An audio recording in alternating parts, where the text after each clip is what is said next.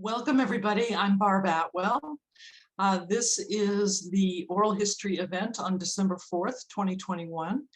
This is the event sponsored by the Berkeley Society of Friends and the the Outreach and Nurture Committee. I'm so excited, I can't even talk. Today we have Gale Lederer, and we will be talking for about a couple hours, but we'll have time for questions. And I know, Gale, you also have some great photos to share with us. So let's get started. Well, fantastic. I just see myself as a little box in the corner. Oh, there we go. Okay. All right. Yes. So let's get started here. Okay. I'm Gale Lederer, obviously. I was born in Chicago in 1942. And I've always been sort of happy that I at least lived a couple years under my favorite president, FDR, though I was far too young to know anything about him. I was born of English working class parents. I'm first generation. My father came over in the late 19th century. Actually, he ran away from home because his father ran a livery stable in London and sort of ran it on the slave labor of his children. And my dad couldn't stand it. And so he managed to get onto a cattle boat bound for the United States and was discovered partway to sea, but they weren't going to turn him back. So he spent his time, I guess, mucking out cattle stalls or something, and had an uncle in upstate New York, and eventually worked for different railways, the Illinois Central, but he worked for 32 years for the Santa Fe. He was a machinist, and at least the last job he had for the Santa Fe, he worked on air brakes, repairing air brakes. So working class, English working class, London. My mother was a seamstress, and people came to the house when I was a little girl. It was very exciting, and she measured them and made clothes for them. I don't think people do that much anymore, so that was kind of cool. She was his second wife. His first wife was an American woman who died of a brain tumor, and he went back to England sort of to forget, and met my mother, and they were married in Toronto, where she had relatives. He was 62 when I was born, and she was 40. So we're talking about perhaps a somewhat unusual upbringing. They had little education. My father, I think, never went past the 8th grade. There were no books in the house. It wasn't the kind of life that I sort of grew into, just loving all this, intellectual culture stuff.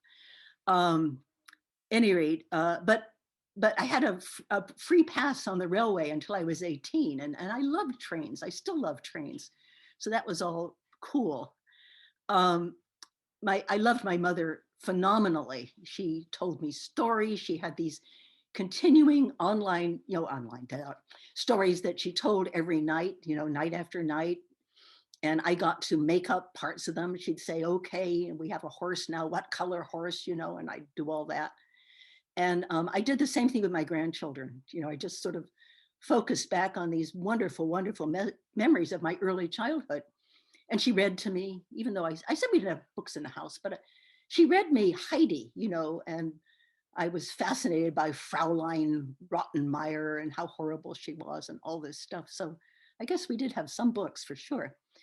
The horror, though, the horror is that my mother died when I was 9. And, it's probably the great tragedy of my life, because I was close to her, and I was not at all close to my father, who was much, much older than I was. And I had been sort of lively, willful, imaginative, creative, lively little kid. Loved school, loved show and tell. And after my mother's death, I kind of became very sort of shy and withdrawn and kind of miserable. Actually, I should have told you a story before that. I spent a lot of time in the hospital when I was like 3, 4, and 5. I had a major operation when I was 6. I always thought it was a cyst in my stomach, was what I was told, but people that know something about it said it had to be a tumor in my abdomen. So, oh well. It was unusual, and I was written up in some medical journal because this was unusual. It was 1948 when this was done. So, I mean, the operation.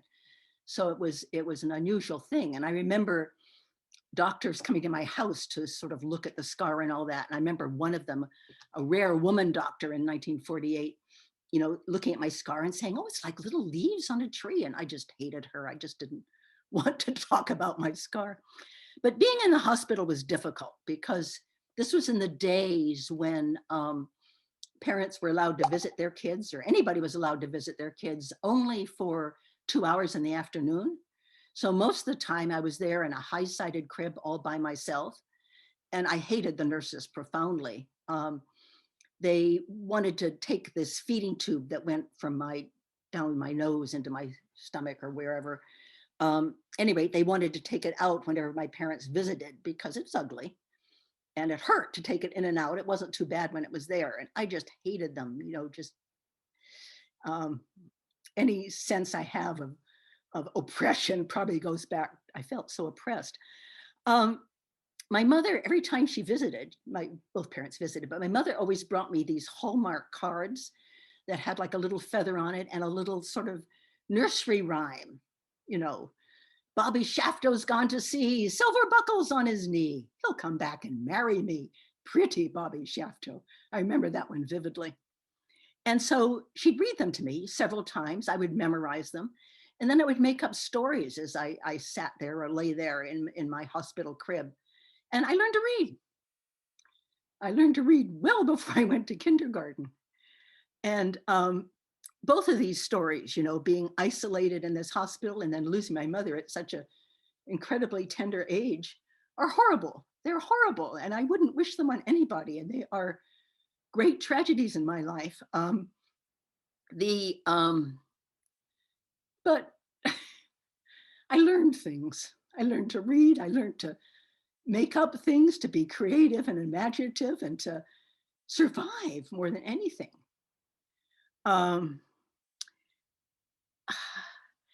When my mother died, well, my father was 62 when I was born, so he didn't know much about taking care of a small, ornery girl child. And there was no one to make me look right. This was the 50s after all, and girls had a certain look. And my mother was a seamstress, so she made all my clothes.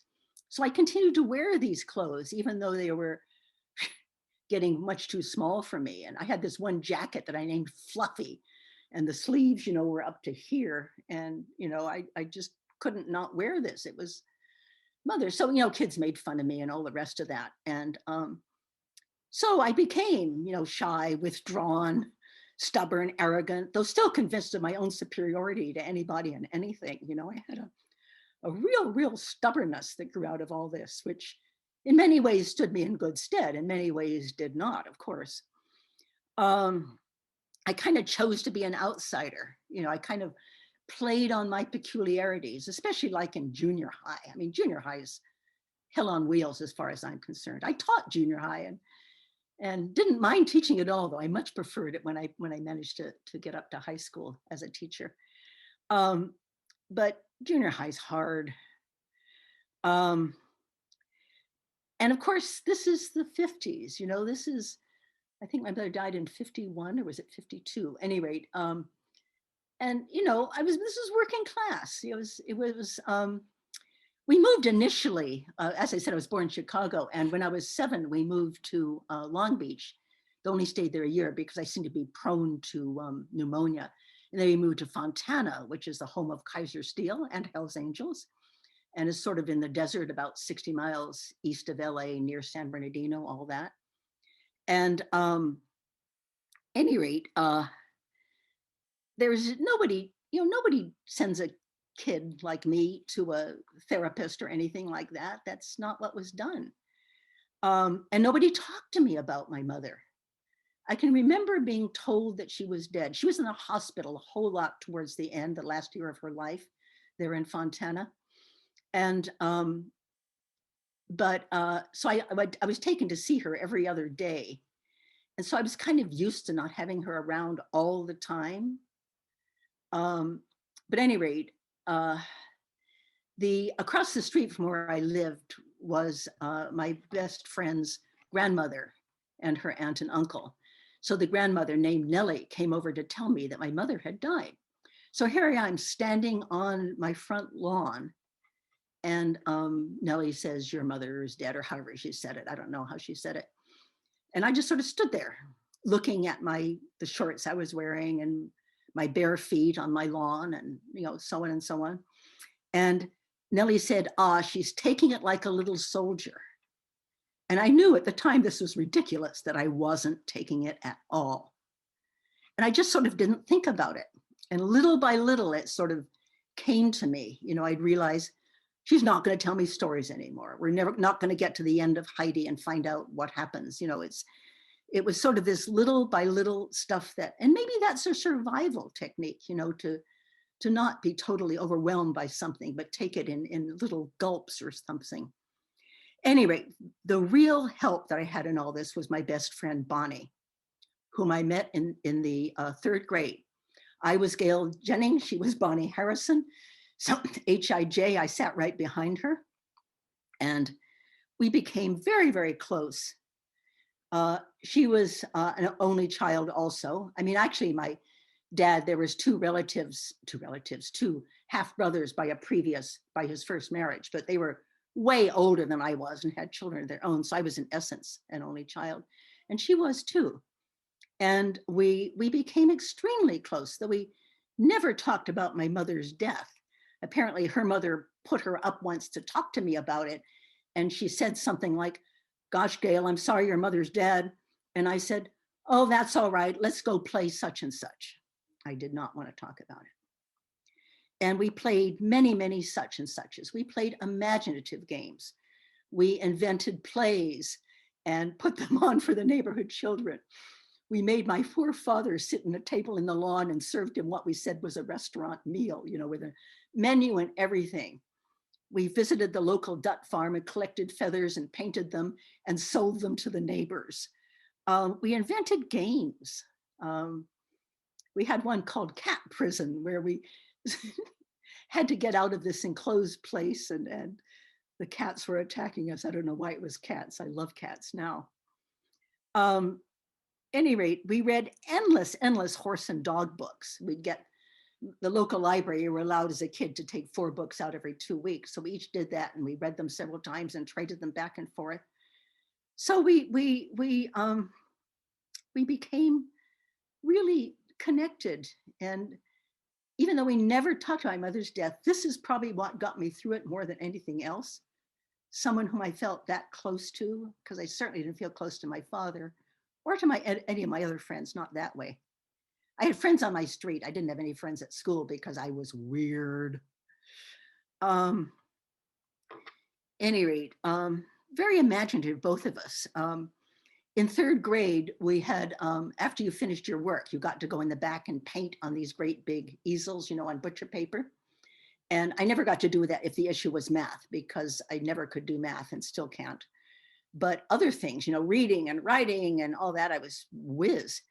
And so I would go back, and I had this whole fantasy world where the cats rode on dogs and the dogs rode on horses and the horses rode on elephants. And my hero was called the El Pacho Kid.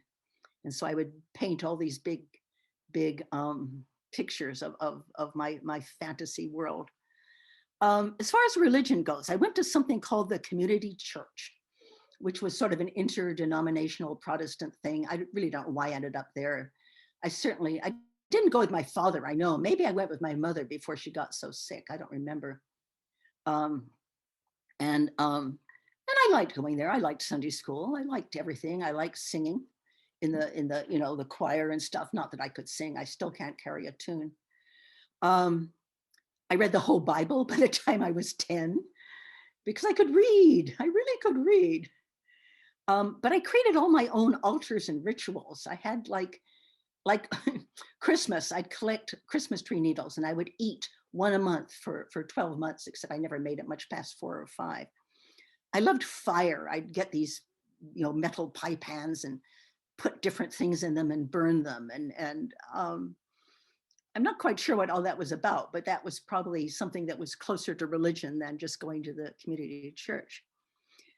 My father died right before I turned 16. And I moved in with Bonnie's parents at the time. my father's oldest son lived in Chicago with his wife, Rena, and their daughter, Linda, who was my age exactly, even though technically she was my niece. And when my father got very, very sick, he had a stroke. My mother, by the way, died of breast cancer, but my father had a stroke. And so Art and Rena and Linda came out and they stayed with us a bit. And then we all went back to Chicago. But I was so determined that I was not going to stay in Chicago. Their daughter went to some private Lutheran school, but I was going to have to go to public school. And this was sort of presented about some sort of horrible thing. And my dad didn't want me to be kind of like second fiddle in this family somehow. At any rate, I made it back out to California, Fontana, and moved in with Bonnie's parents. They became my legal guardians. And that was fine with Bonnie and me. I also joined the Lutheran Church at that point because that's where they went. And by this time I was fascinated by history. That happened in the 4th grade, which was the year that my mother died. We were making missions, and making little roof tiles by bending them over our fingers and painting them. And nowadays, of course, I've been a docent at the Oka Museum, and teachers are strongly discouraged not to make missions because that missions were places of slave labor for the Native Americans in California. But at the time, it just turned me on to history so much. And so from 9 years old on, I've been in love with history. I taught history, I read history, and on and on and on.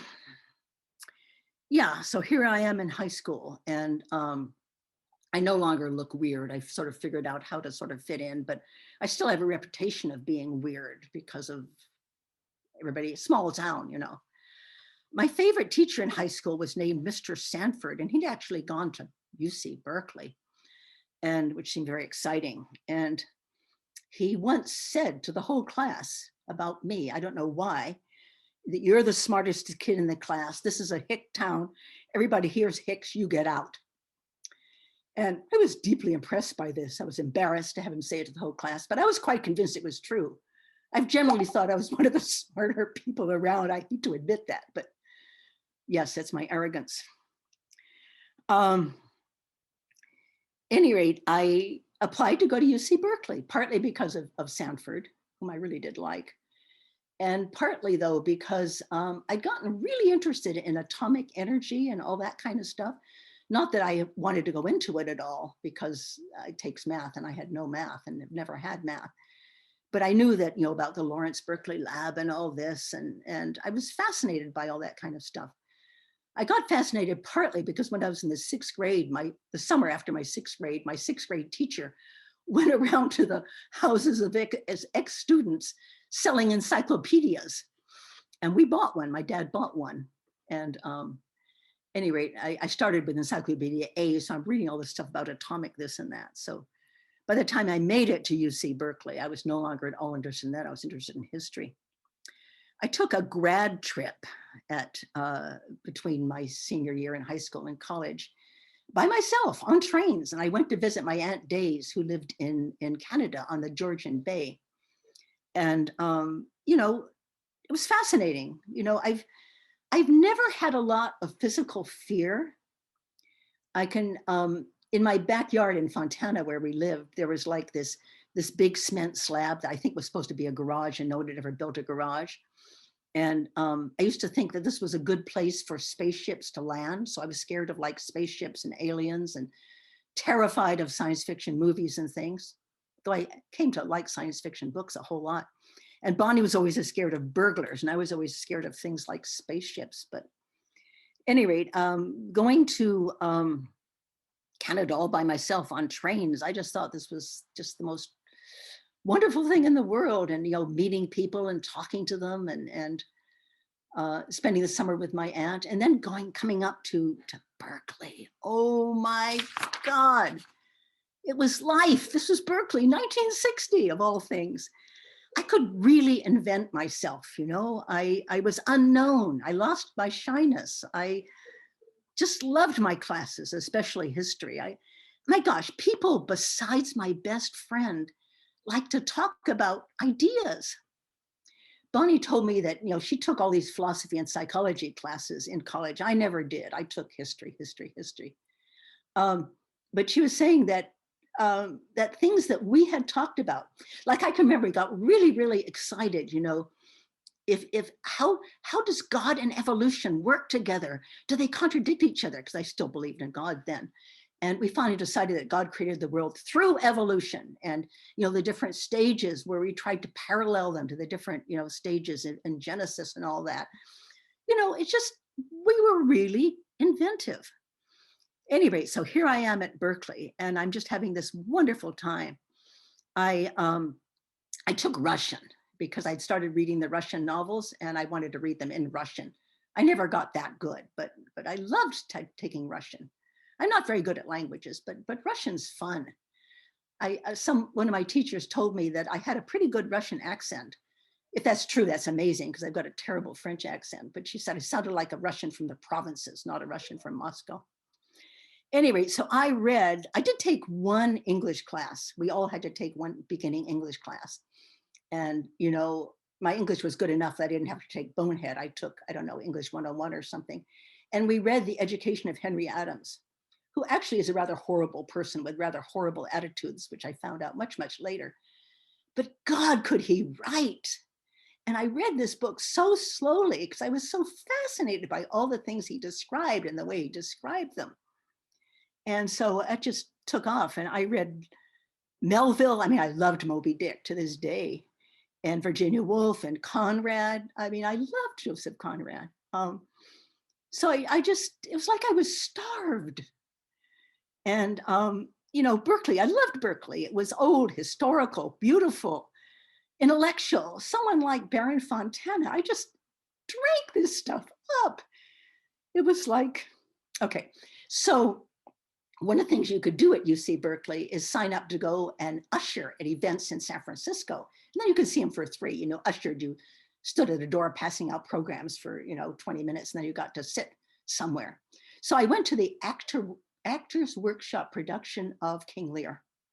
I'd never seen a Shakespeare play. We'd read an expurgated version of Macbeth in high school, and I wasn't particularly fascinated. But oh God, here I am. And at the intermission, right after the blinding of Gloucester, I was just beside myself with grief. I felt devastated. I felt like I was going to have to go back to Berkeley and go into the dorm. That I was just devastated by King Lear. I was so completely overwhelmed by it. But of course I stayed. And of course there's all that wonderful catharsis that takes place at the end of it. Oh my God, it just makes me tear up just thinking about Lear and his daughter. Oh my God, I was hooked for life. I mean, it dawned on me that Shakespeare knew more about the human condition than anyone I'd ever encountered. It was overwhelming. The next year, I think it was the next year. My boyfriend has gone into a hardware store, and I had no interest in going to the hardware store, but he'd left on KKHI, the old San Francisco classical music station. And Wagner's Siegfried's Funeral March from Götterdämmerung came on. And it was the same thing. I was bowled over. Again, I'd never been very interested in music, not Elvis, not nothing, it just, music kind of passed me by. But the Funeral March, I was again devastated. So I figured out, that this was Götterdämmerung, which is the fourth of 4 long operas. And so I went to the Morrison room. The UC Berkeley had this thing called the Morrison room, where you weren't allowed to do homework. You had to go in and read books or listen to music, on vinyl, So I got the music, the score, the vocal score for Rheingold, which of course is the first of the 4 Ring operas. And I listened over a couple weeks, whenever I had free time, I'd go to the Morrison room and listen to more and more of Wagner's of the Ring operas. And I fell madly in love with Wagner. I'm a member of the Wagner Society of Northern California. In fact, I'm on their board and I'm the secretary. And I've been to Bayreuth, I've seen The Ring live 16 times, and recorded probably more than that. But it's just like I was inheriting Western civilization. I was just discovering that all this stuff, this literature and music and theater is wonderful. And without my peculiar upbringing of sort of having to lie by myself in that crib, or like having to try to figure out what life was like without my mother and without my friendship with Bonnie, I don't know if I would have turned out this way, but I just lapped the stuff up. At some time when I was maybe 20 or thereabouts, I woke up one day, more or less, and realized I no longer believed in God. That I preferred a material universe, and find then all these fairy tales. And I've been an atheist ever since. I mean, I've absolutely never wanted to believe in anything except a perfectly material universe. And what you do is what you get, There was also the problem of evil, if there's a beneficent, omnipotent God, if there is such a thing, and if he or she or it is active in the world, then why is the world like it is? Why is there such evil? And that was something I couldn't get over. Years later, I go to PYM, Pacific Yearly Meeting, and there was an English Quaker there, and we were all having a discussion, and I brought it up, and he said, "Oh yes, that's the problem of evil. There's no way around it. If you do religion for comfort." And I remember thinking, okay, that's clever, but I don't want that comfort because it's not true to me. It wasn't true. And I think truth has always been something that's been really important to me. I mean, I don't lie, at least I don't intentionally lie. At some point, I read the idea that lying is slave mentality. You lie because you don't have the courage to not lie. So I was damned if I was going to be a slave or believe in something that, as far as I was concerned, doesn't exist. So yeah, this is my arrogance and my stubbornness and all that stuff. All right. I flunked out of UC Berkeley. Too busy having a good time. I went to classes reliably. I stayed up all night talking about ideas. I did not write my papers, not most of them. I was too busy having a fantastic time. And also the high school I'd gone to, with few exceptions, really didn't prepare me for anything like Berkeley, but, I could have made it work, and I didn't. I did go to junior college for a year and a half, and I got back in and did really well that last year at Berkeley. And I'd kind of figured out some things, kind of, sort of, maybe. When I was 22, I was writing in my journal. Of course, I kept journals. Here I am, 22, and I have not lived 1/8 of my dreams, i.e. I had not traveled. So my boyfriend at the time and I, we took a charter flight to London. And the idea is we were going to stay just 6 months and then come back and finish, UC Berkeley. I still needed 1 more year, I guess. Yeah, I did. Took a leave. Anyway, I stayed in Europe and North Africa for 2 years. I hitchhiked all across North Africa, Morocco, Algeria, Tunisia, Libya, Egypt. We broke up.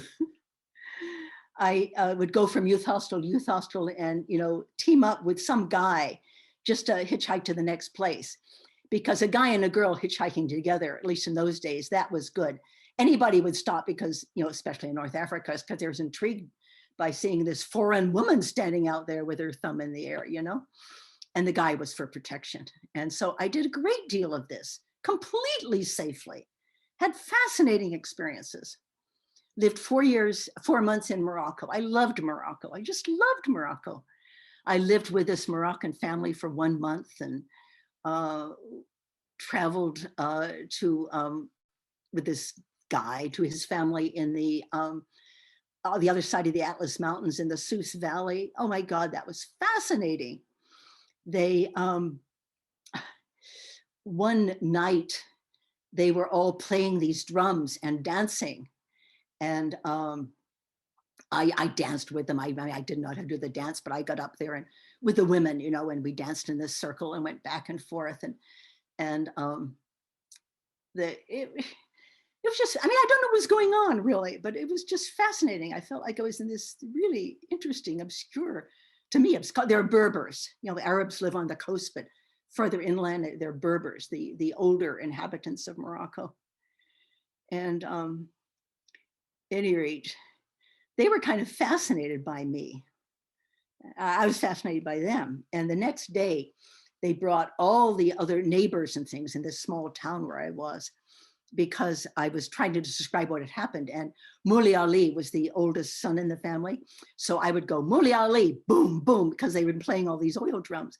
And people just thought it was the funniest thing in the world, having to come over and hear me say Mouli Ali, boom, boom. So I don't know what was going on. I don't even know what they thought about me, but it was fantastic. I also spent 5 months in London working at a youth hostel and trying to make a change in British money back when it was shillings, pounds, and pence. I can barely make change in the decimal system. But, you know, youth hostel, I'd work in the morning, you know, checking people in and out. And then youth hostels are closed all day, at least in Europe. And then in the evening, I'd be required again to, I don't know, in this particular youth hostel, help serve meals and things. This one served meals. But during the day, I would go to the British Museum and I would draw Greek vases or go to the whole Sutton Hoo burial and study it and take notes. And I was inheriting Western civilization. I was learning all this stuff that just fascinated me beyond belief. I was having a wonderful time.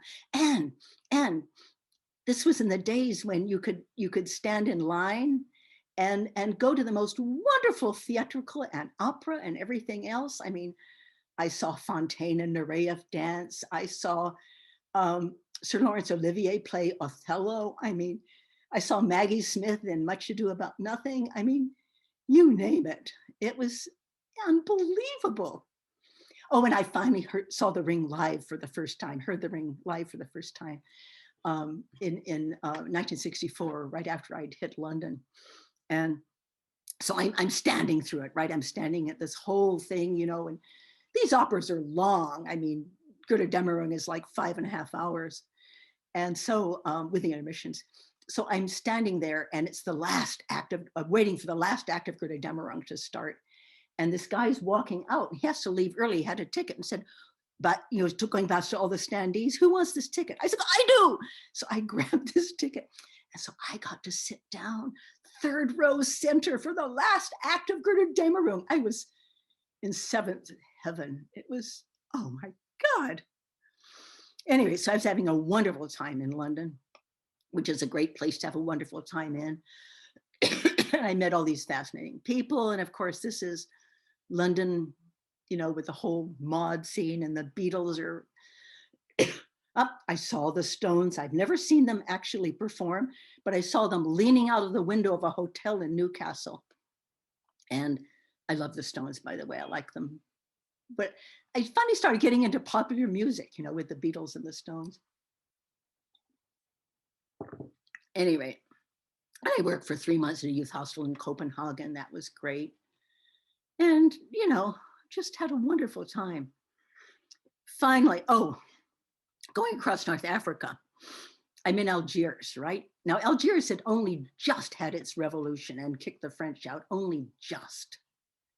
And here I am, foreign woman, long hair. I mean, I was a hippie, really. Long hair all the way down my back.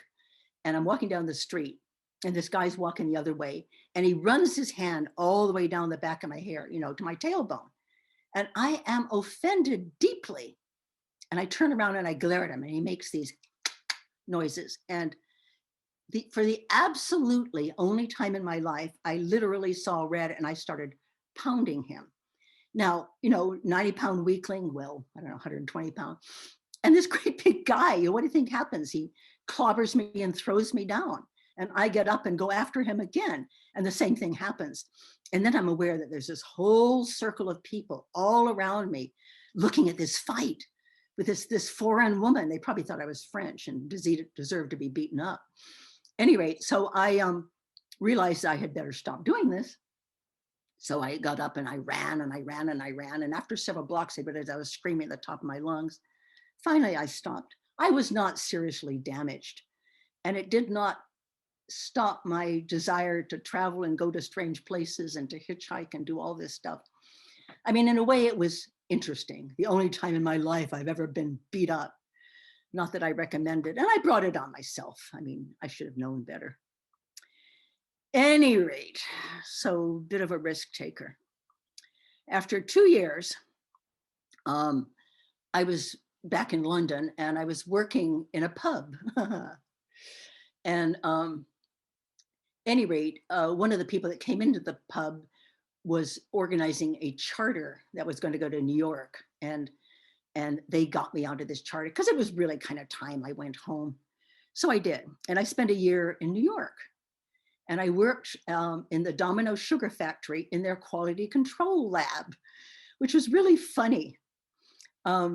We did all these tests every 3 months on sugar that was in the stores. The best one was the drop test. They brought in all these bags and you held them over this table that had a little cutout and you just dropped the bag repeatedly until it broke. Then you wrote down the number of times you could drop it until it broke. And we also did percent sucrose, which was fun. I got the job because I had high school chemistry of all things.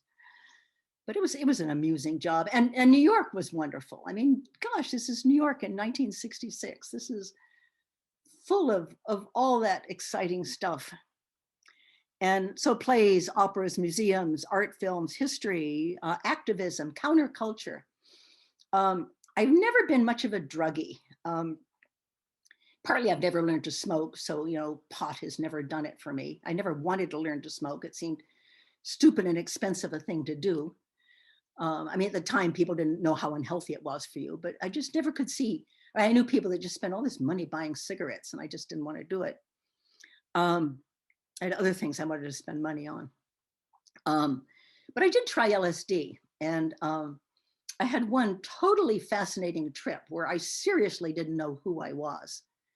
And, I was in Tompkins Square Park, which is a park on the Lower East Side. I was living on the Lower East Side in an apartment building that had been built by the father of the woman who had been Trotsky's secretary when he was in Mexico. Nice left-wing New York. Any rate, I loved the Lower East Side. But I totally didn't know who I was or what I was.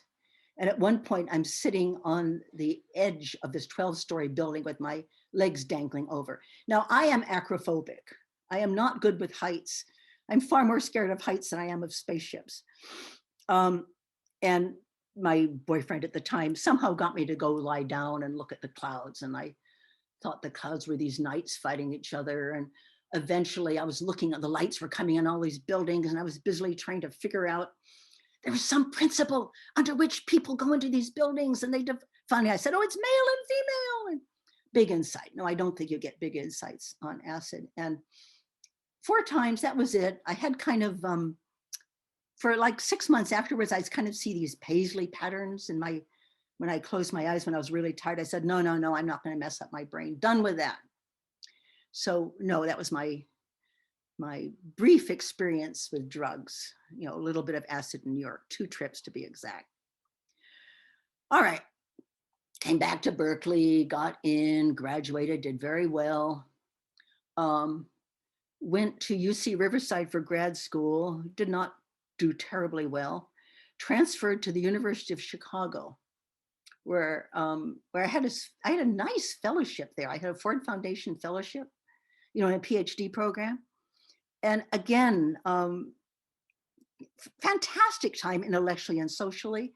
I lived in International House, which was just great. And in fact, I started a coffee house in International House because I thought they should have a coffee house, and I don't know, and found a lot of people that were willing to go with me to start this thing. And we called it storage because it was in a room that had storage on the door, and we thought that was a nice, cool, hippie name for a coffee house. But again, I was not throwing my energy into actually doing the work, though I was going to all these amazing courses and having a wonderful time. So they gave me a terminal master's, kicked me out, basically. So yeah, I have a very, very spotty academic career. And the fact that I think I'm so smart is not always paid off in my ability to actually perform. I think I had a fair, decent set of brains, but I had very little discipline, very little drive up until this point. So I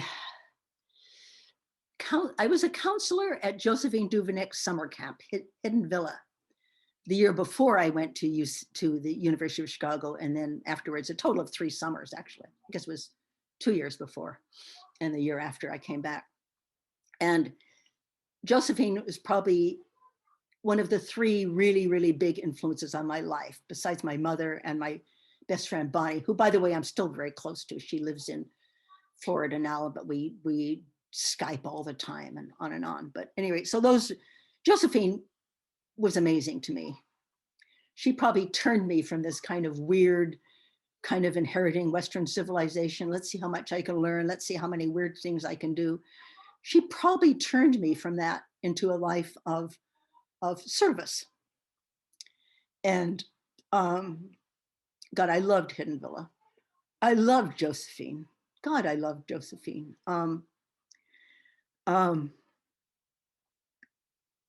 Any rate, she never gave advice. And to this day, I hate advice. She would just talk and you'd pick up stuff. I was there once, and some people that, the woman had been someone who had been a camper and a counselor and all the rest of that. And her new husband was there and they were visiting, and I was there, drinking up the words of the master, the mistress, whatever. And they were making all these comments about how horrible Korea was and how dirty it is and how this and how that and how the other thing. And so Josephine was saying, well, yeah, because the guy was worked on an army base in Korea, and he was saying, well, whenever there's a military base or something like that, it's the people that gather around are people who need. This is before South Korea became so wealthy, and all this was still when it was having problems. And they're going, no, Koreans are just awful. Koreans are blah, blah, blah, blah. So after they finally left, Josephine sort of turned to me and this friend I was with and said, poor people. She was pitying them for their prejudice.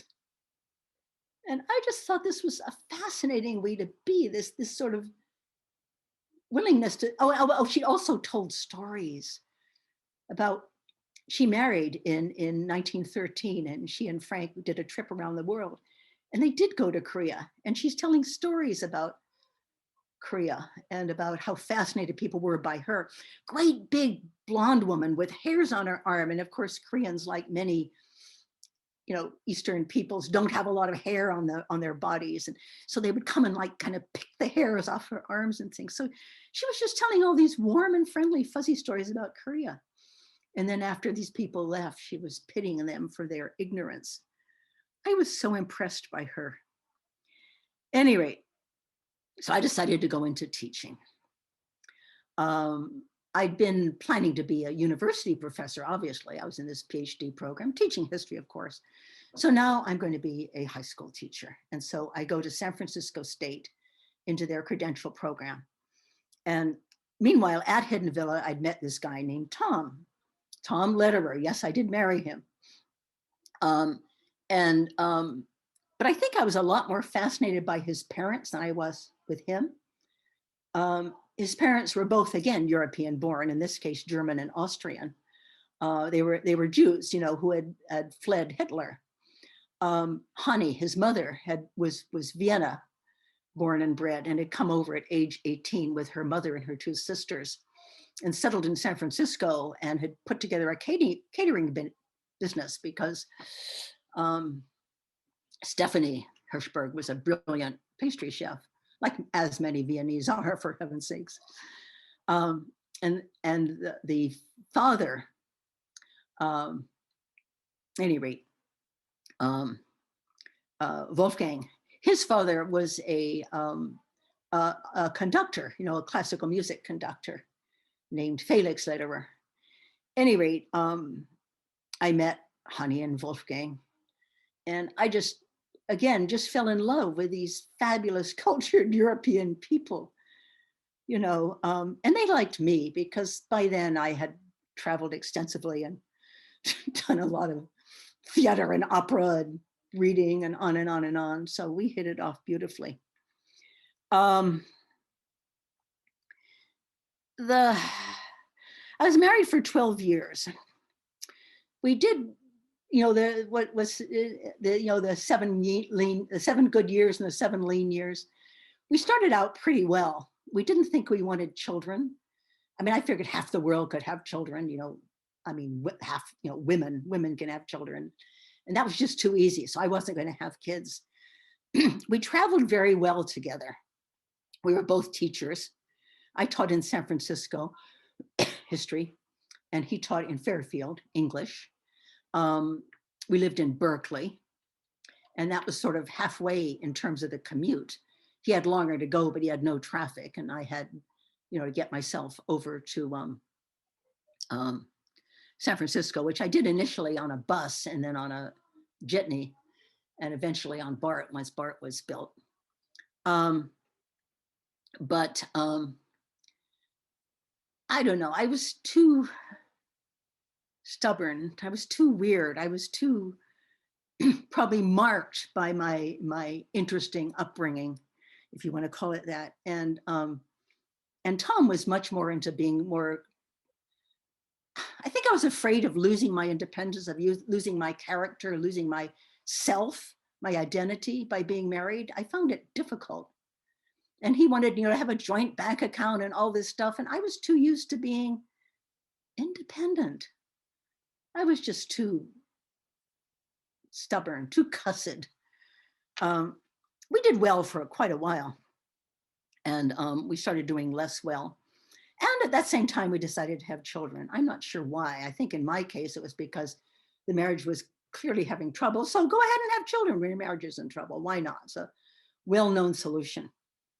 Any rate, so we had my daughter, who was born in 79, my daughter Katie, and my son, who was born in 82, Mark. And we did split for real. Because Tom used to say we divorced on the delivery table, because I fell so powerfully in love with my kids once they were born.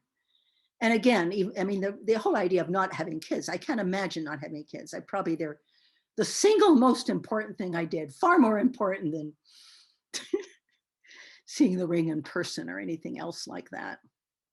And being funny, because obviously kids are far, far more important and absorbing and everything else. Anyway, we were divorced for real when Katie was 6 and Mark was 3. But I should probably talk a little bit about my teaching, which I loved. I just loved teaching. It was what I was made for. I mean, I got to talk about history. I got to be with teenagers whom I decided I absolutely loved. Even the junior high ones, though I was taught in junior high for 7 years, and then for the remainder of my 30-year teaching career, it was all in high school. I taught in 5 different San Francisco schools, always in San Francisco, though I did a little bit of sub-teaching over here at a really horrible private school. I'm all for public schools, honestly. I really think that teachers are treated better, you get on and on and on. Any rate, I finally ended up at the School of the Arts, which is, this public magnet school. And kids got in on a, by proving themselves good in one of 9 different art disciplines. Now, I taught history, but I loved teaching the school with these artsy people. I taught, one of the classes I taught was Advanced Placement European History. So we, of course, did an Enlightenment salon. What else are we going to do? So the kids had to impersonate Enlightenment intellectuals, like Rousseau and Voltaire and Diderot and Montesquieu. And I was usually Jefferson for some reason. This is back before Jefferson's star kind of fell. Um, and the kids had to create a position paper and prepare to sit through this 3-hour served dinner in their character as some Enlightenment intellectual. And all the conversation had to be on Enlightenment subjects and things.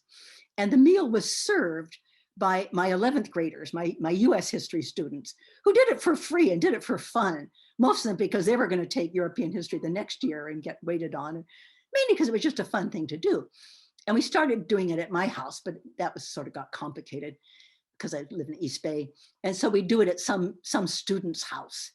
And the kids would prepare supposedly 18th century recipes. You know, I gave them recipes. And then the food was all served by the 11th graders.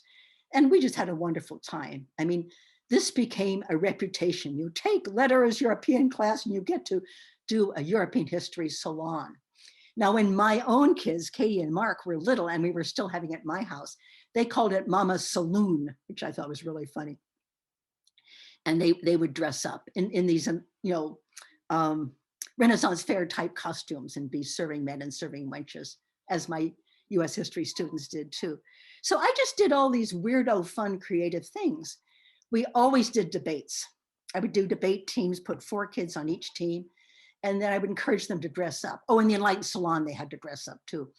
But, you know, like we did in my US history class, we did the Hamiltonians against the Jeffersonians. And so the Hamiltonians would come wearing business suits and things, and the Jeffersonians would come with overalls and, you know, hayseeds stuck in their hats and stuff. And you know, we just had a great time. I can remember teaching European history one morning. It was always, they always gave it to me first period because it was hard to get high school kids to school on first period. And the kids would indeed turn up, which I thought was wonderful. But I'm sitting there teaching them, and all of a sudden I'm thinking, I get paid for doing this? Because it was really, really fun. I was made for it. It was, I don't think I would have been a good history professor. I think I needed lively, fun teenagers to play with. And it really called all my various skills, I think. And I don't know, it was the great profession of the Western world as far as I was concerned. Yes, I did get into doing a lot of advanced placement, and I became department chair of we were a small school, so I was department chair of social studies, English, and foreign language. And then there was somebody else that was department chair of math and science, which I couldn't have done if you had paid me. All right. So,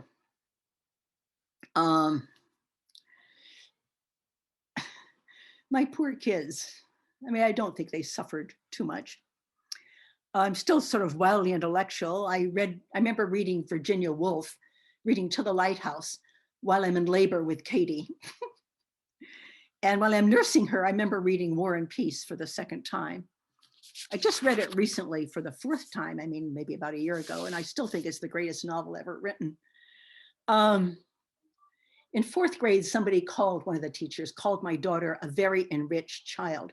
And I guess both my kids were, but I wasn't trying to enrich them particularly.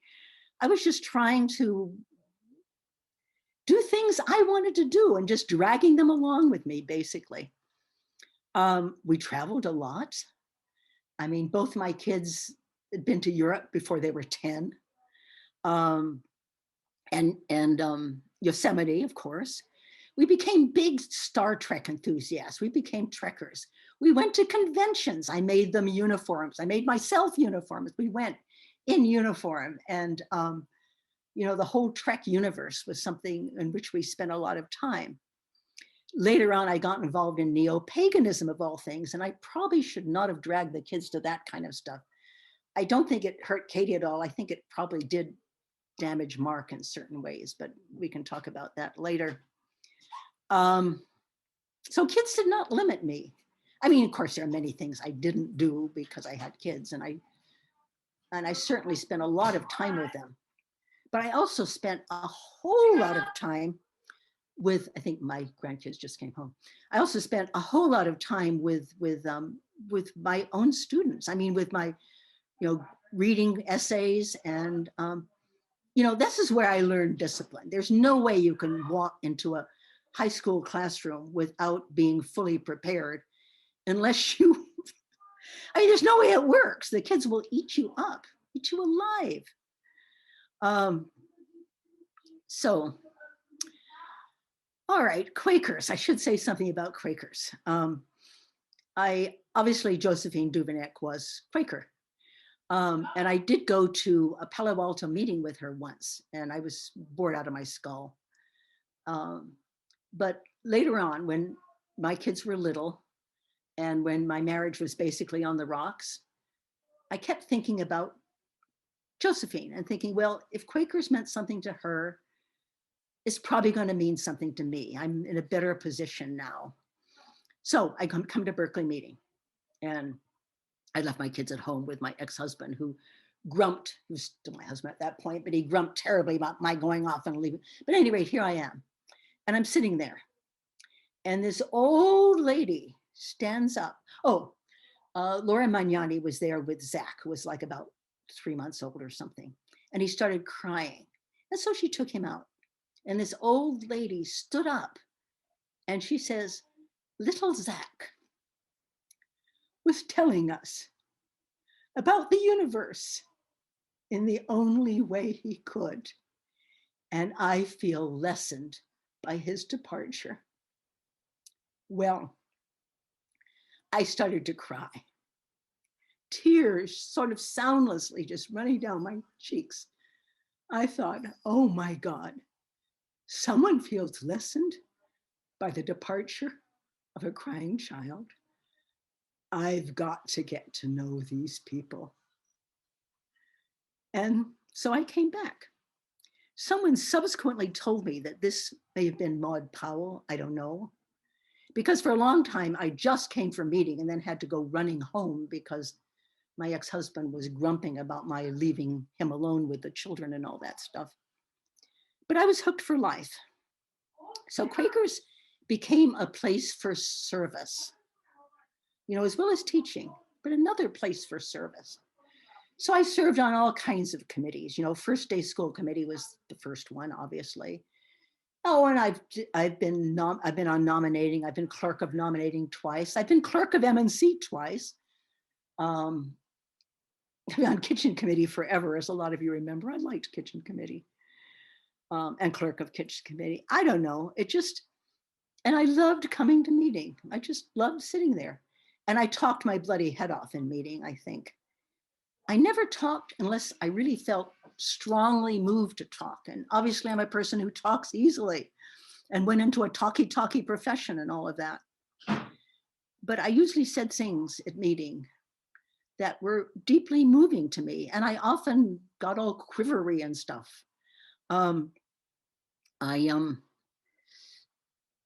I had one experience at meeting that perhaps qualifies as a mystical experience. Knowing me, I just decided it was some weird thing my mind was doing to me. I was sitting at meeting one morning, and I decided I was going to try the Buddhist thing of absolutely thinking of nothing, trying to totally empty my mind. And I did. And all of a sudden, it seemed like the whole center of the meeting was enveloped in flame. I mean, not that it was burning anybody alive, but just fire just coming up all over. And I could see this fire. And I could hear a voice coming out of the burning bush, in essence, saying, so you see, God's in the middle of everything, after all. And I'm thinking, oh my God. So I left. And I had to take my rabbit to the vet. So I go and get the rabbit and take the rabbit to the vet and sit in the vet's office. But it's like my whole being is kind of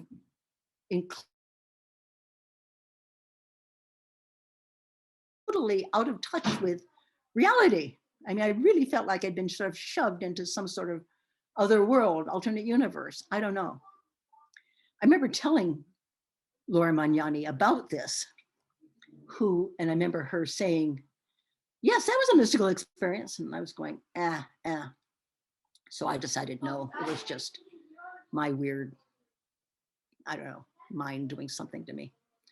However, so I've been involved with Quakers for what, 35 years as an atheist. You know, Julia that used to come to meeting, the homeless woman, we got talking about this once, and somehow I said that I didn't believe in God. And she says, then why are you here? And I said, well, I believe in Quakers.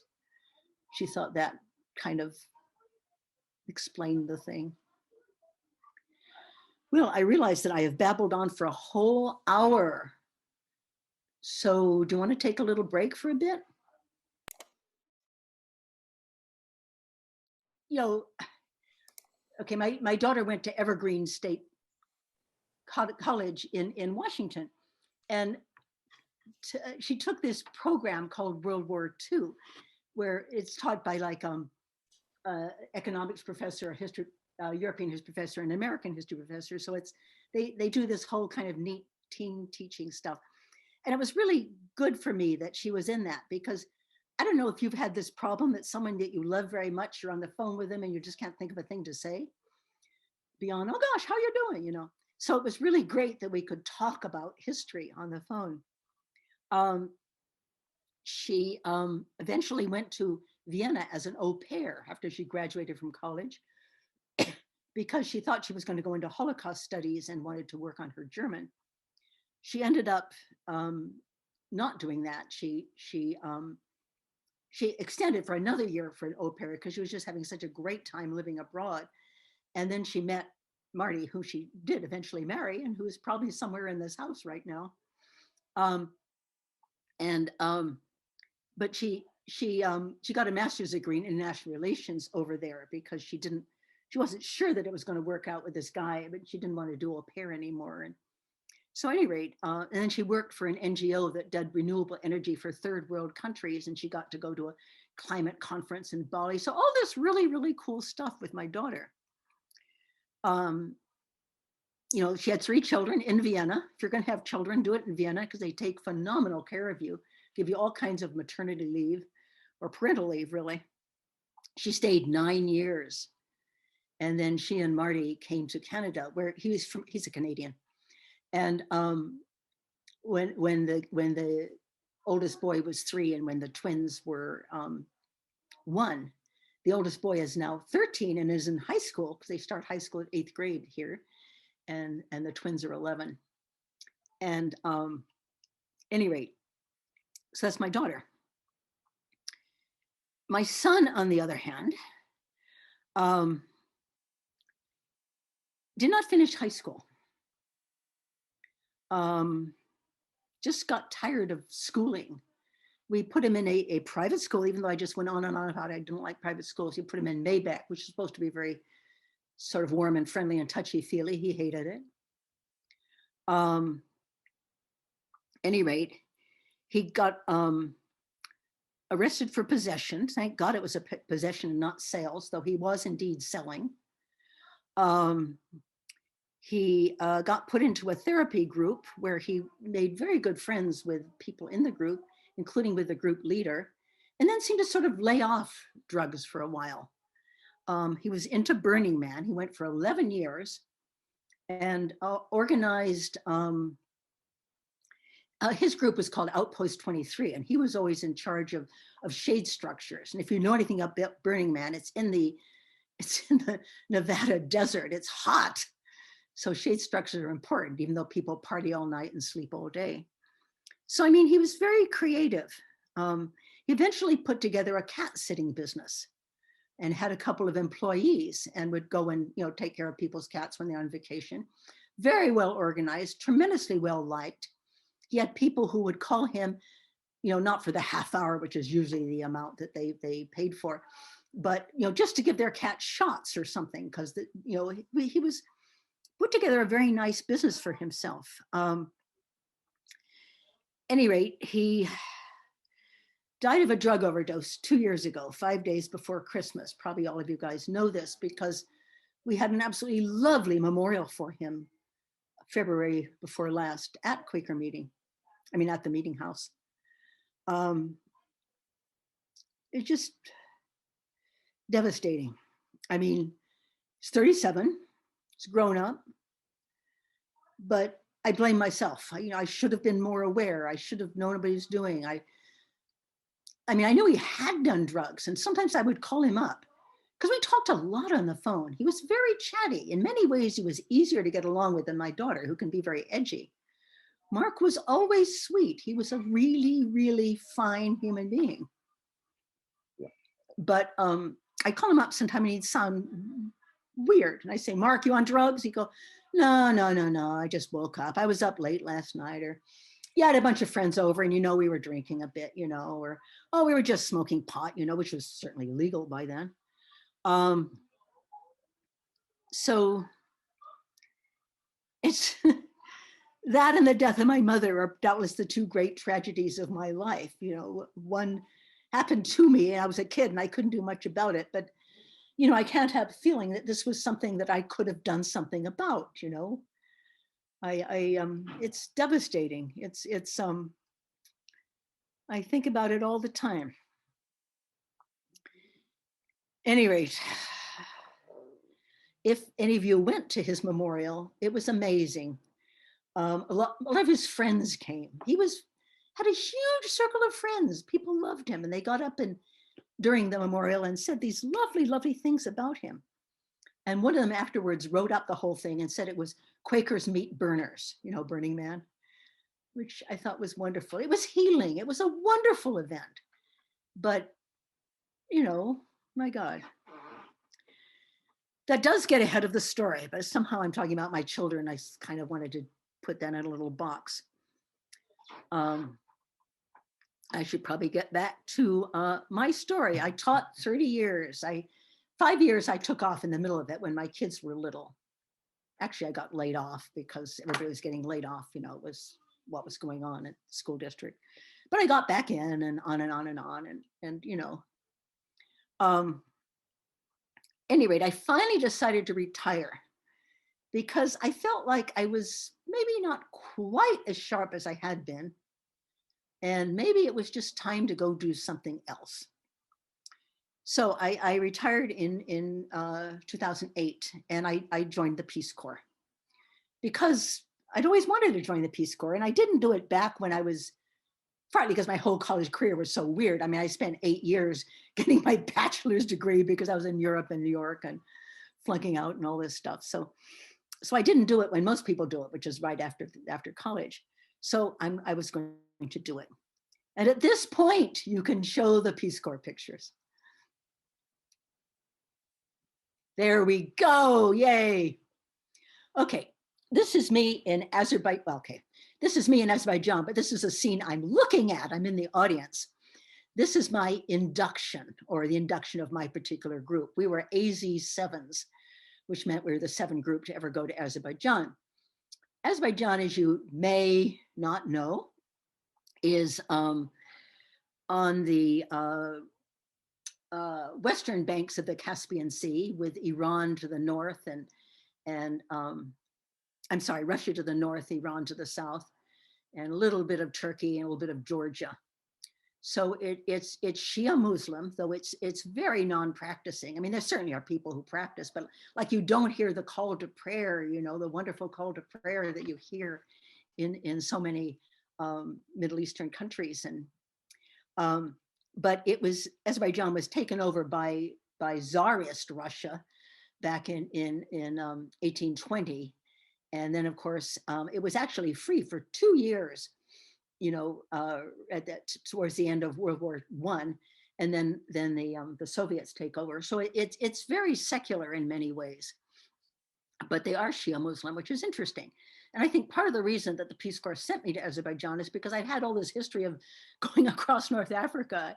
I also knew some Russian, and they still speak Russian in Azerbaijan, even though you speak as Azeri, which is a language I never really got to first base with. I was sent as a teacher trainer. That's because I had I had that terminal master's. I had a master's degree. Okay, next. And there I am with the other teacher trainer, Jenny. And in the middle is Gulnaz, who was head of the education department in Sumgayit, which is the city where I was doing my training. It's right near Baku, which is the capital of Azerbaijan. But none of us Peace Corps volunteers were in Baku because it's this modern city. We were always in these other places. This is not even my final posting. So yeah, a little bit of the Azeri flag in the background. There's Gale smiling. Okay, next. And here's one of the classes that I was involved with. The distinguished looking young man, older man is Karim, who was the actual teacher of this class. What I did at this teacher training institute in the city of Mingachevir, which is an interesting city. It's inland from Baku. There's this major dam on the Kura River, Kura, depending how you pronounce it. And it's a big earthen dam that was actually built by Austrian prisoners of war, because the Germans, the Nazis, were trying very hard to make it to Baku because of the oil fields. They didn't make it that far, but they left a huge amount of their army behind when they finally were forced to retreat, after the Battle of Stalingrad and all that. Anyway, so these prisoners of war built this earthen dam, this earth sprinkled dam, which holds a huge amount of water. And if it ever went, everything downriver would be totally annihilated. But that's why Mingachevir is there, because it's one of the few places in Azerbaijan that's got reliable electricity. Anyway, so you notice that there's practically all girls there. That's because it's a teacher training college, and most teachers on the lower level, not university teachers who are all men, but most teachers are women. So these are all being trained. And so I volunteered in 6 different classrooms with 6 different teachers, and I gave little model lessons and did this and that, this and that. The main type of teaching in Azerbaijan was just rote learning. The kids were sent home to memorize some stupid piece from some 5th-rate Victorian novel, and then they had to recite it, retell it word for word, and this is called learning English. So I had all these little weirdo things I did with them. Next. Okay, here I am with a couple of my students, and I was doing all these group things and all these sort of American type things. I was fascinating to them because I was different. I had a young teachers club, which met on Saturday mornings, and young women were allowed to go there. Generally, young women are kind of not allowed to go out very much. But anyway, to go and meet with the American, that was prestigious. And some of them I thought would make very good teachers. Some of them I just thought were just doing the same old thing. Okay, next. And here I am with 2 Azeri women and Jenny, my fellow Peace Corps teacher trainer. And we're just all at some banquet, but I just kind of thought it was, and here I got my arm around one of their shoulders. She was awfully nice, the woman in the kind of burgundy colored dress, and we became somewhat friendly. Okay, next. And I was living with a host family, and so they're having this big birthday celebration, and oh God, Azeris love to take their picture all the time, So here I am with a couple of the kids, and I was a bit of a disappointment, I think, to my host family because I never got very good in Azeri, and my Russian, which while it was better than my Azeri, was also not very good. But the Azeris are incredibly polite and helpful, and it's this whole sort of, I don't know if it's an Islamic thing or Middle Eastern thing or something, but the guest can do no wrong. Next. Okay, this picture strikes me as funny. Most of Azerbaijan is pretty much fallen apart. It did much better back in the days before the falling apart of the Soviet Empire, because the Soviets, there was a market. Okay, Azerbaijan's basic agricultural, so it was a market for all their goods. And now it's a much, much smaller market. So you've got these sort of amazing buses. I'm on my way to visit a friend of mine in a neighboring town, Namatabad. Okay, next. And this is just downtown Mingachevir. There's a dictator, Ilhan Aliyev. He's the son of the previous dictator. I mean, it's it's not a, people are not tortured, but they sure are jailed for going against the regime. Eventually, they asked the Peace Corps to leave. Initially, they wanted us because they were kind of moving out of the sort of Russian sphere. And so they wanted a bunch of English teachers there, people that would do things in English. But even though we were taught not to be political and not to talk about, I don't know, democracy and dictatorship or anything like that, basically we were subversive without trying to. The way we stood, the way we walked, I don't know, we were just subversive. So we were asked to leave. Okay, next. Okay, and this is the old part of Baku. Just to show you that there really were tradition buildings. This is a mosque, though as I said, they were not heavily used. All right, so that is basically Peace Corps. I have some pictures from, go ahead, do the next one. Okay, I'm in India. One thing I did with my copious free time after I retired was to travel. So this is actually a memorial to Gandhi. And I loved India. I was there for, I went with Rhodes Scholar, and I was there for all of 3 weeks. So I don't know, it was not the kind of traveling I used to do, but it was fun. Okay, next. Okay.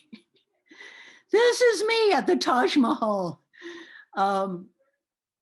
Just to, I don't know, prove I was there, because I basically think I take terrible pictures. So when I find a good one of me, I tend to go, hey, look at me. Okay, next.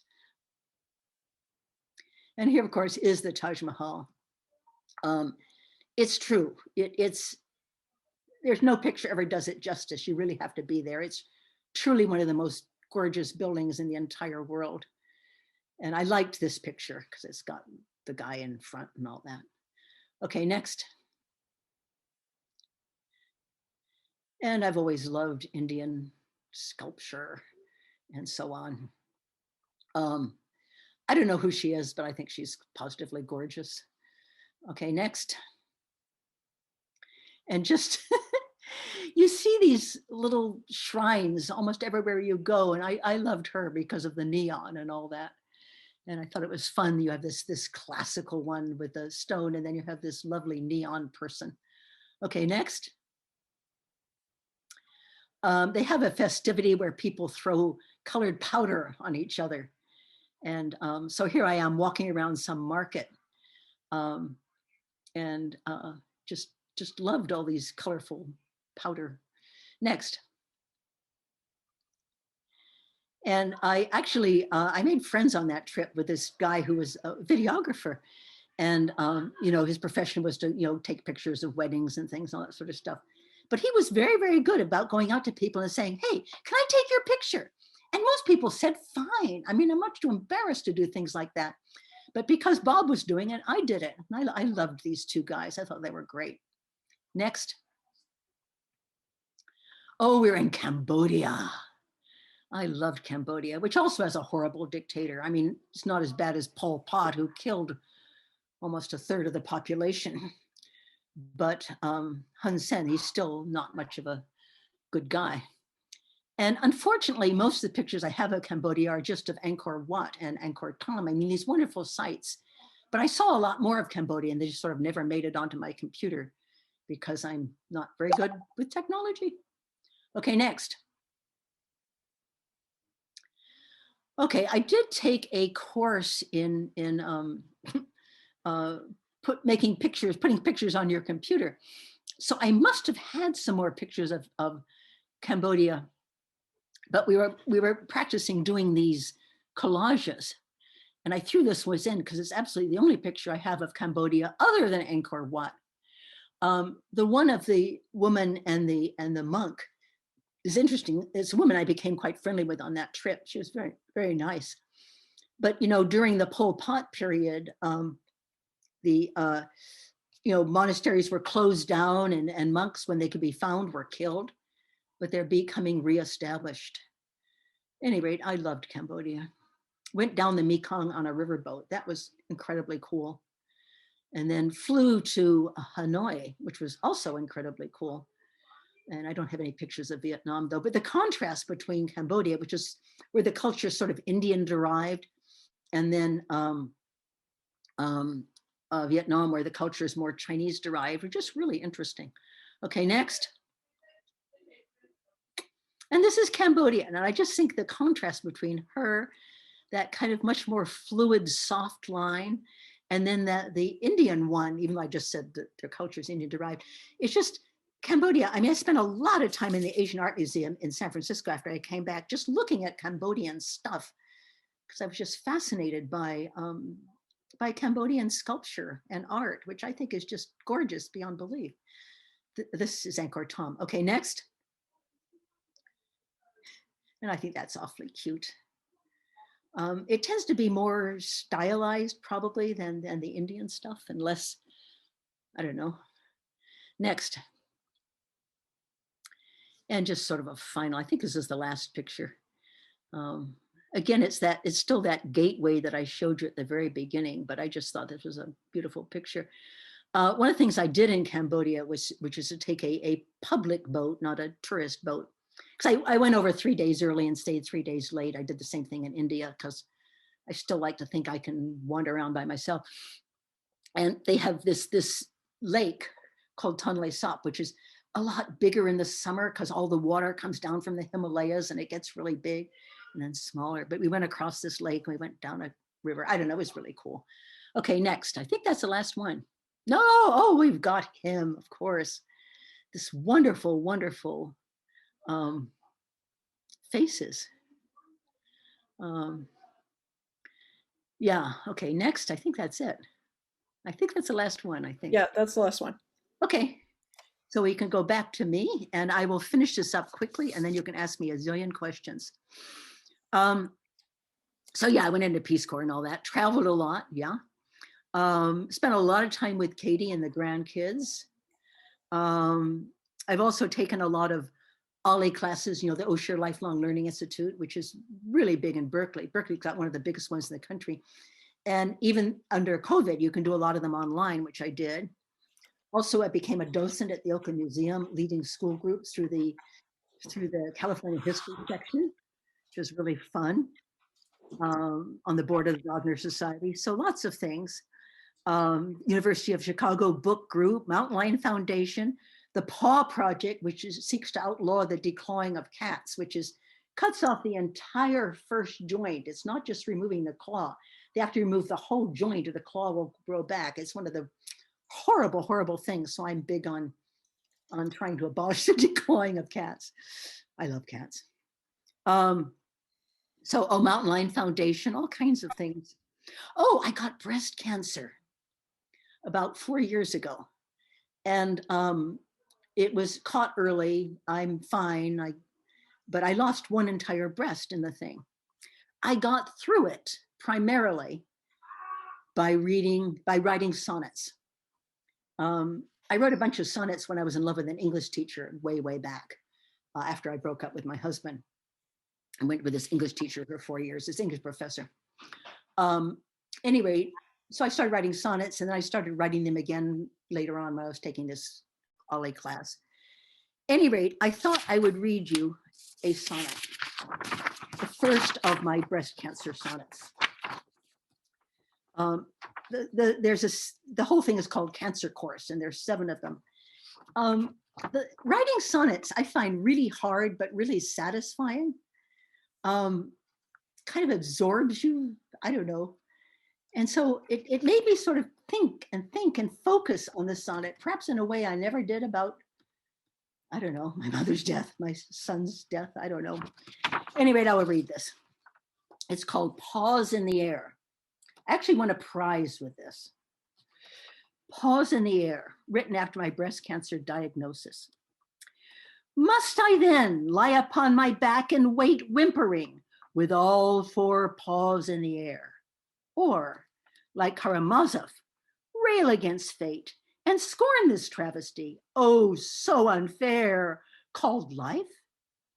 Where thinking reeds, poorly made, soft and weak in both body and brain, without and within, attacked and betrayed, and condemned to end in squalor and pain.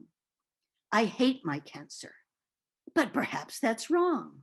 It could be catalytic, a way to learn to love all of life and sing wisdom's song. Who knows what truths it will force me to earn? Disease does not define me. I'm here still. It's not my whole life, just one bitter pill. So I wrote 7 of those in the different stages of my cancer. I had 2 surgeries as it happened. And I still write sonnets. I was writing one, I've been working on one today, one about Mary and Martha, except I'm calling it Martha and Mary because I kind of like Martha. All right, I still read lots of history. And my plans, for years, my plan was to go to a friend's house. And I still kind of sometimes think I might. But my daughter would really like it if I would settle. It needs to be on the US side of the border. It's really hard to get Canadian residency in my category, which is parents and grandparents. So somewhere in northwestern Washington state where I can get across the border easily, especially after COVID calms down, which it has been, and hopefully it will continue to do so. I'm particularly entranced by the little town of Fairhaven, which is just south of Bellingham. It's part of Bellingham. And so somebody dropped something. Any rate, that's the end. Ask me some questions.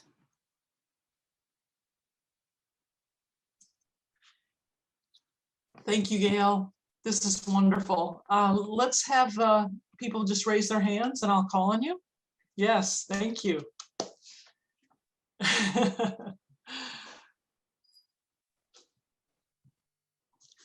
Go ahead, Sarah. I didn't want to be first, but if nobody else is stepping up, yeah, I had a bunch. Oh, geez. I love to hear. I just a couple comments. I love to hear you mention Maggie Smith. I've adored her, especially in at Downton Abbey. She's just the most fun. Well, I saw her really young. Yeah, that must have been some time back. But yeah, she's the best. I was wondering if you have a favorite Beatle. I've always been more into the Stones. Oh, really? Okay. Yeah. And Ah, I don't know why, but I suppose if I had to pick one, it would probably be John Lennon. But yeah, but yeah, me too. Me too. I've got. I love Mick Jagger. Oh, okay. I've never been. Oh, what version of the Bible did you read? Was it like King James or was it something more modern? No. King James, really? Yeah, I've always preferred the King James. I like the poetry. Yeah. Yeah, as a Renaissance fair person, that got There some you fond go. There you memories go. of that. Well, I didn't say I used to be a Renaissance fair person. Yeah. Yeah. What else? So it sounds like your daughter loves history as well as you. She She does. kind of picked that up from you, or? Probably. I made many students go into history. I bet. Yeah, I imagine. Um, oh, love to hear about you being a Trekkie. Have you seen Galaxy Quest? Long time ago. I don't Yeah. remember that well. There was actually a wonderful documentary of the making of it. It was after uh, uh, Alan Rickman had passed away, so they did a nice little memorial to him, and so it's sweet. I drove all the way down to Milpitas to go see it in a special screening. Um, My but that favorite was, Trek was always DS9. uh-huh, yeah.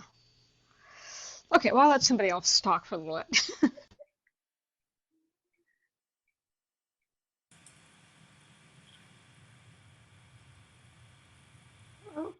Who's next? I have my hand up. Go ahead, Jeannie. Thank you. Yeah, I also wanted to ask about the Star Trek. You were the first person that I ever went to a Star Trek convention with, or you and your kids, or did anything real Star Trekky. So that was, and afterwards I did a couple more myself. So Sarah already asked about that. I'm curious how you got into the work about wolves, which I kind of associate with you because of, I think, the number of times you would speak of it in meeting for worship. And, it was clearly, so emotional for you and, so deep. So I always kind of wondered how you got into that and, what it was for you. Well, I became a vegetarian when my daughter was 9. So what, 35 years ago, something like that. I always loved animals. I think most kids love animals. And then you get to a point where you learn that people eat animals. And of course, this is the 50s when I didn't know anybody who did not eat animals, but it bothered me. And I don't know why I got interested in the big predators. I mean, like all kinds of cats. Mountain lions is probably my totem animal. I've done some shamanic journeying, and not to my surprise, I ended up with a mountain lion. But I just thought it was really terrible that people, destroyed wolves all across the country. I mean, there's a small population, I think, in Michigan on, a couple islands in the Great Lakes. But it just seemed to me so wrong. And part of it is, ecology. They're valuable. They're top predators. Once you reintroduce wolves in Yellowstone, everything got much better. The bison and such animals weren't trampling the riverbank so much. The whole ecology was back in balance again. Probably the most important thing I ever did for wolves, there was going to be a big hearing in Sacramento. The Fish and Wildlife people from Washington were there. And so I went and I spoke in favor of wolves, and I actually got written up in the in the Sacramento Bee, because I started bawling in the middle of my comment. You're right, it was emotional. I think that if human beings can live with the big predators, with lions and tigers and bears, oh my, and wolves, we can live with anything. I just don't think, I think we need a little humility here. I mean, we're obviously the top predator on the planet. I read somewhere, to my horror, that if you look at all, biomass, not plant, all animal biomass, including humans, like only 4% of it is still wild. Everything else is like people, or it's like farmed animals and things. And only 4% is still wild. And I just, especially with global warming and all that, I just hate the idea of living in a world where everything is trodden underfoot by humans. I suppose that's it. But yes, I love the big predators. Okay, thank you. Somebody gave me a picture once that was just a picture of a mountain lion, and it says underneath it, if I ever get eaten by a mountain lion, know that my last words are, "Here, kitty, kitty." That's great. Tom, do you want to go ahead? Yeah. I wanted to know actually if what's happened with your ex-husband. Do you have any contact with him? Also, when I came to your place for friendly dinners, you were living in El Cerrito. Mm-hmm. I just wondering if you were living in other places besides there when you were going to, or even before Berkeley meeting. You said you were living in Berkeley, but yeah. Well, I lived in that El Cerrito house for 41 years. I only sold it recently. And yes, it's a house that my ex-husband and I bought in 1980. When we split, I eventually bought him out, and then it is my house. And as I say, I sold it earlier this year in September. Yes, we're in contact. I mean, our kids were little when we separated, and even though both of us hated each other's guts, we both felt that the kids deserved both a mother and a father. So the kids live with me, but I never tried to restrict, his access to them or tried to, use them against him in any way. And eventually we became much more friendly. In fact, I'm using his address as my California address because the Canada address, for one thing, Kaiser doesn't like me having a Canada address, and I'm unwilling to give up Kaiser yet, since I'm not quite sure where I'm going to end up. If I do go to a friend's house, I'll keep Kaiser. if I end up being in Northwestern Washington, I have to go to United Healthcare, but at any rate, so yeah, we're friendly. And it's worked out. I just don't think we were meant for each other in any meaningful sense, but I've gotten over hating his guts.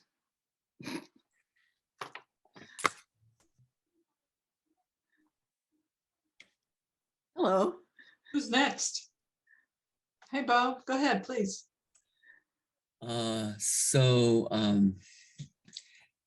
Gale, I just want to tell you that, first of all, you are not weird. I tried so hard. Because I've not gotten to know you until just relatively recently. And of course, we share love of cats, and you've been so kind to me in Midnight. And all of that has meant so much to me. But, listening to your story, I was just amazed at how alike we are, you and I, in certain ways. And it just, I'm thinking of in particular how, when you left and you were you really wanted to see the world, and you wanted culture, and you wanted museums, and all of those things that I gravitated to when I went away to music school in Indiana, and went to New York City for the first time, and just heard the New York Philharmonic twice, and the museums. I mean, my cousin was living just right off of Central Park, so really close to the Opera House. I ate all that stuff up. I was just so hungry for it. So I know what you're talking about, and that it just means a lot to hear someone who has a lot of similar. The other thing is that I always wanted to be an exchange student as I was growing up. I wanted to go to a totally foreign place, and the only reason I didn't do it is I was afraid I would lose a year of piano lessons, and later I really regretted that decision. And I also applied for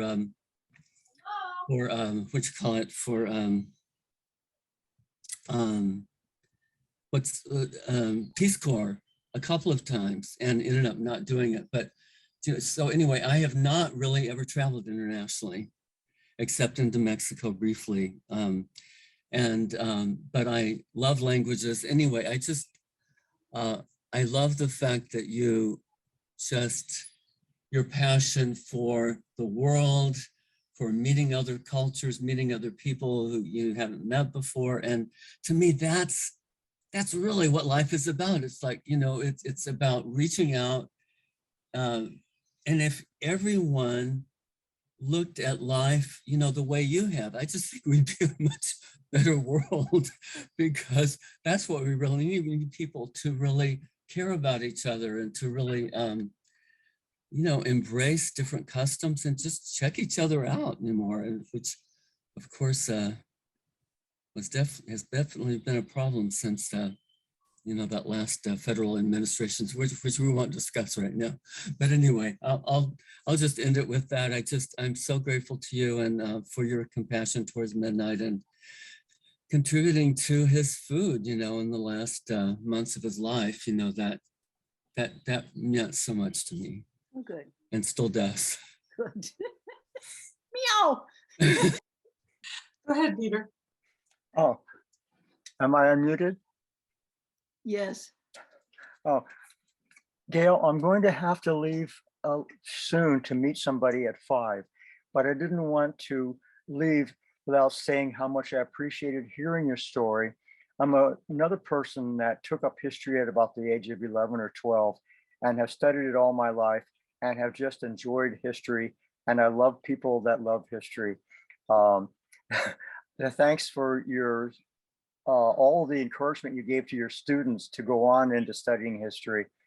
And I'm glad to see you today, and I wish you very much happiness up in Canada. Thank you. Anne? Gale, thank you so much. Bye, all. One of the things that, just a second. One of the things that I have always loved about you and really loved in your description of your life today is how when you fall in love with an art object or a book, it's not halfway. You just, dive in and you have this amazingly intense experience. And I'm wondering if you could just mention a couple more of those things, books or films or something, or pictures or things that just staggered you when you met them. Don Giovanni, Mozart's Don Giovanni. It's my favorite opera. I can't tell you how many times I've seen it. It's just, I don't know what it is about it. I mean, he's not an admirable person.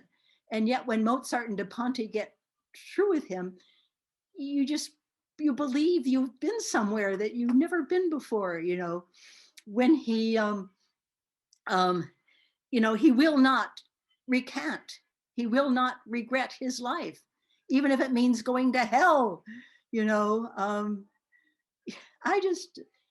and I've seen so many cool productions of it, and the music is beyond belief. So yeah, I like all of Mozart. I mean, I like Magic Flute and obviously Marriage of Figaro. But what I'm reading right now is the Aubrey Maturin series by Patrick O'Brien, who there's 20 of them. And I used to listen to them on tape when I was driving, on CD. But Katie has a full collection of them because my poor daughter's been tortured by all kinds of things I was interested in. And they're like stories about the British Navy during World War II, during the Napoleonic Wars. And I don't know, they're just fascinating people. And a lot of people object because there's so much about rigging, but I just feel like it gives it this kind of verisimilitude, you just feel you're on that ridiculous ship. And I just love them. And I think I just started the 13th one. As I say, I've read them before, so that's fun. I just finished reading, Woodward and Costa's book, Peril, which I thought was brilliant. I mean, you want to scare the heck out of yourself. Moby Dick. God, I loved Moby Dick. I read it when I was supposed to be studying for finals when I was a freshman, and I've reread it a couple times since then. I mean, here all my love for animals, and here's whales getting knocked off, but it's just brilliant. Again, this whole sense of just giving life to this world. Conrad, I mentioned Conrad. I loved Conrad for the longest time. Oh, science fiction, Ursula Le Guin. I've read all of hers. I own all of hers. When she died, I reread them all. I tend to read an awful lot of nonfiction, but there are certain novels that have sort of stuck with me. Thank you, Gail. I have a question from, can you hear me? Yeah. Yeah, I have a question from Stephen Willett. Thank you, Stephen. He says, I was wondering which youth hostel in London you stayed in. I've stayed in Holland Park twice and Earl's Court. I think the third youth hostel in London in the 70s was Hampstead Heath. You're right. I was at Holland House. That's where I worked. Great. And Heather, did you want to speak?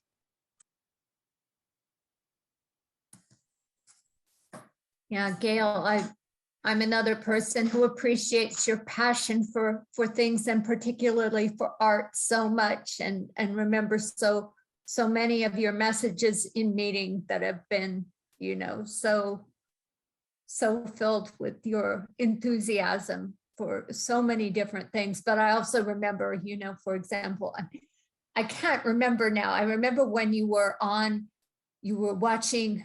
Now I can't remember the name. The Swedish filmmaker. Bergman. Yes. I love Bergman. Yes, and also the Indian filmmaker. Oh, Sajavat Ray.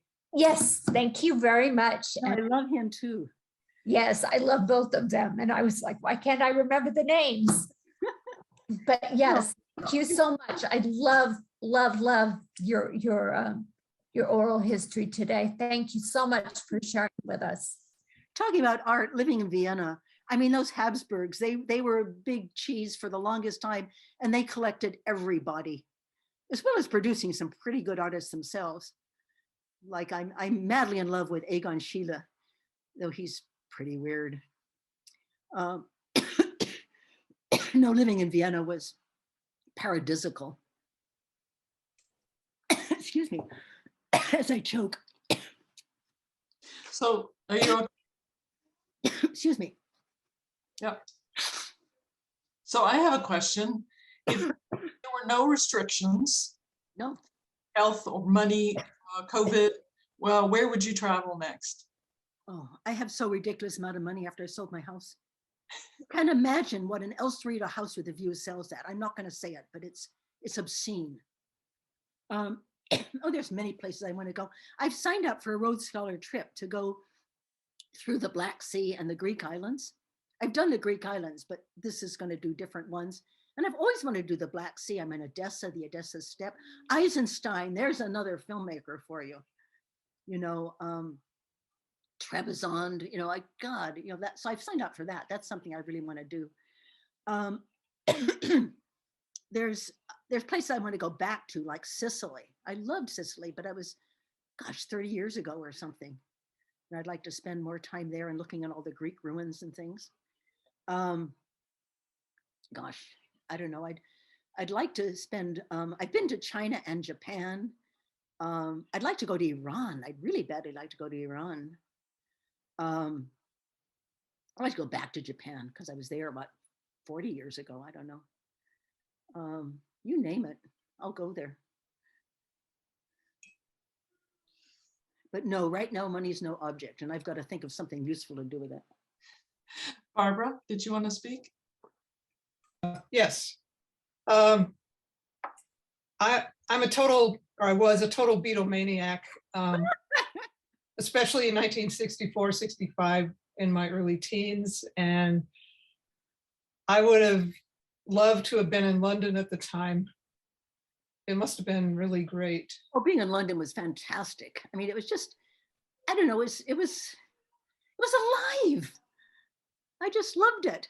I had a course recently, an Ollie course on the Beatles and the Stones with this guy, Pete Elman, who's just amazing. And he's doing another one and it's all online. Huh. And I mean, he's great on the Beatles. And I went around asking people, which one did you like better? Everybody likes the Beatles. I don't know how I got into the Stones. They're just so edgy and weird. My older brother liked the Stones more than the Beatles. Yeah, but I love the Beatles, there's no doubt.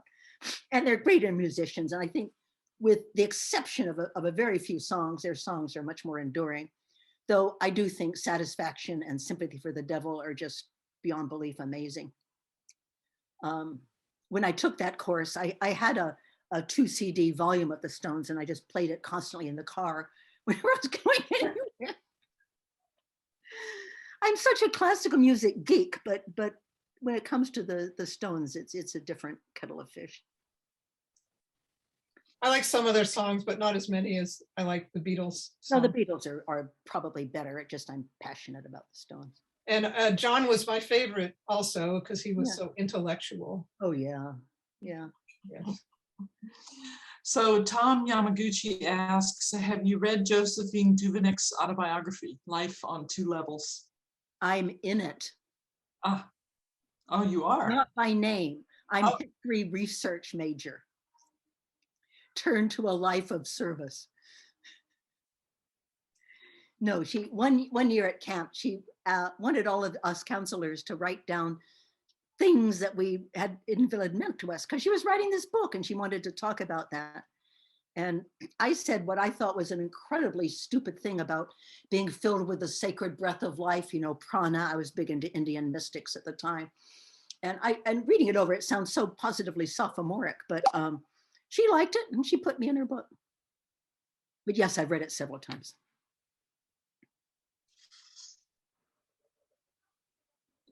Well, we've got a couple more minutes and we'll leave it open for questions. But Gale, I do want to thank you so much. And I know that I've only been going to meeting for a couple decades and you have been the mainstay and I really, really miss you. And I hope that you'll come back soon.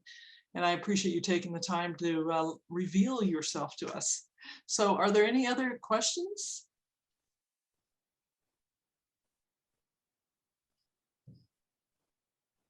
Oh, no, no questions. No more questions? Dorothy, please.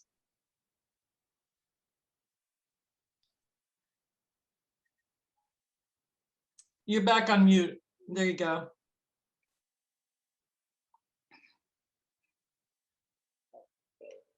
Dorothy, sorry, you're still on mute.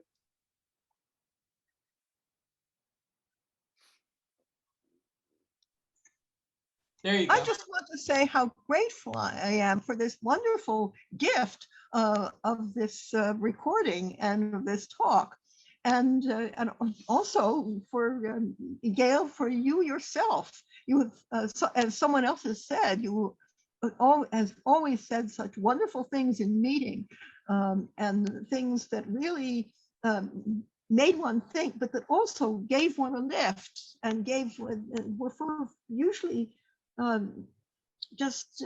were so full of meaning, even when they weren't happy. And then when they were happy, just, well, full of joy.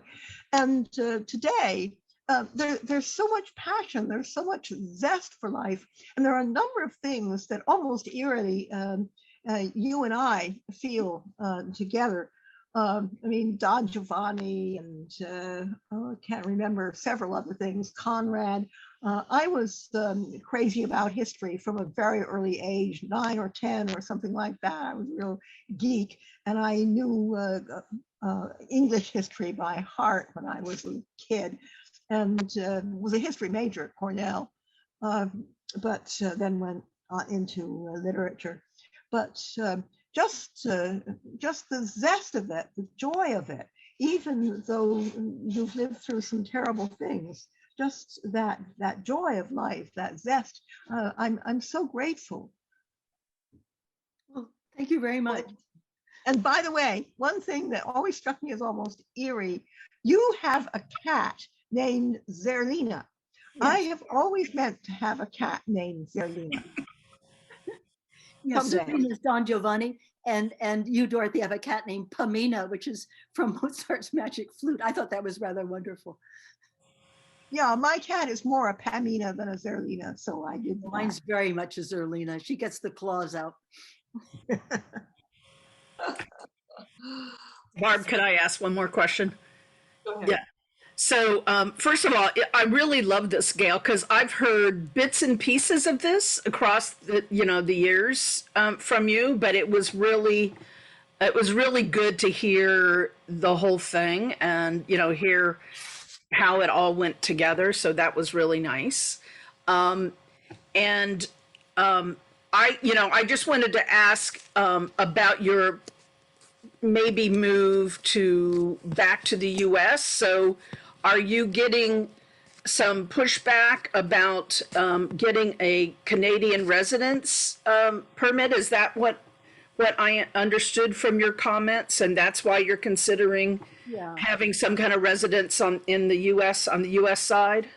Yes, it's very difficult to get Canadian residency unless you, I mean, they take people that are useful, like whatever, the technological people and stuff. I mean, they'll also take people that will be like caregivers and stuff like that. But my category, which is parents and grandparents, they don't do chain migration. They're not useful? That terrible term. So Parents and grandparents aren't useful? No, they're not. Any rate, also there's advantages staying stateside. I'm one of those rare Americans that got spectacular health care, thanks to teaching in the San Francisco schools all that time. And I get to keep it if I stay that side. If I go this side, Okay. I wouldn't get Canadian health care until I got residency, which would take at least 3 years. Okay. And they make you pay for it and stuff. So all in all, it makes sense. And they live very close to the border. Yeah. They're within like about 10 miles of the border. Oh, okay. Is there a Quaker meeting there? In Vancouver there is, but I would probably go to Bellingham meeting. The Bellingham. Okay, that's what I thought. Okay. And I visited them online, and they've been very welcoming. Oh, great. Okay. Well, thank you for doing this. This was really excellent. Fred, did you want to speak?